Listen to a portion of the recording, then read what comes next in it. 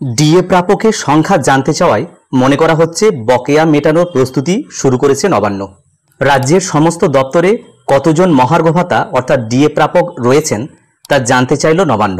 16ই মে supreme court DA সংক্রান্ত মামলায় রাজ্য সরকারি কর্মীদের বকেয়া ডিএর 25% মিটিয়ে দেওয়ার নির্দেশ দিয়েছিল পশ্চিমবঙ্গ সরকারকে।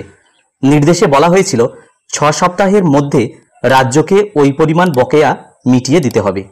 ডিএ প্রাপকের সংখ্যা জানতে চাওয়ায় এখন মনে করা হচ্ছে যে 25% ডিএ মেটানোর প্রস্তুতি শুরু করেছে নবান্ন। সরকারি তথ্য বলছে বর্তমানে এ রাজ্যের বিভিন্ন দপ্তরে কর্মীর সংখ্যা 2.5 লক্ষের কিছু বেশি। এছাড়া স্কুল শিক্ষকের সংখ্যা প্রায় 3,80,000। পাশাপাশি বিভিন্ন পঞ্চায়েত, পুরসভা, পৌর নিগম সহ সরকার পোষিত স্বশাসিত সংস্থায় কর্মীর সংখ্যা প্রায় 1 লক্ষ। অবসরপ্রাপ্ত সরকারি কর্মীরাও ডিএ প্রাপকদের তালিকায় রয়েছেন।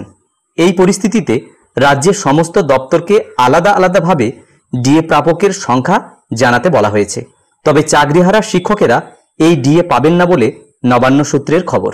সুতরাং এই মুহূর্তে ডিএ প্রাপকের সংখ্যা জানতে চাওয়ায় মনে করা হচ্ছে 25% ডিএ মেটানোর যে প্রস্তুতি সেটা শুরু করে দিয়েছে নবান্ন। ভিডিওটি সকলকে দেখার জন্য ধন্যবাদ। সকলে ভালো থাকুন, সুস্থ থাকুন।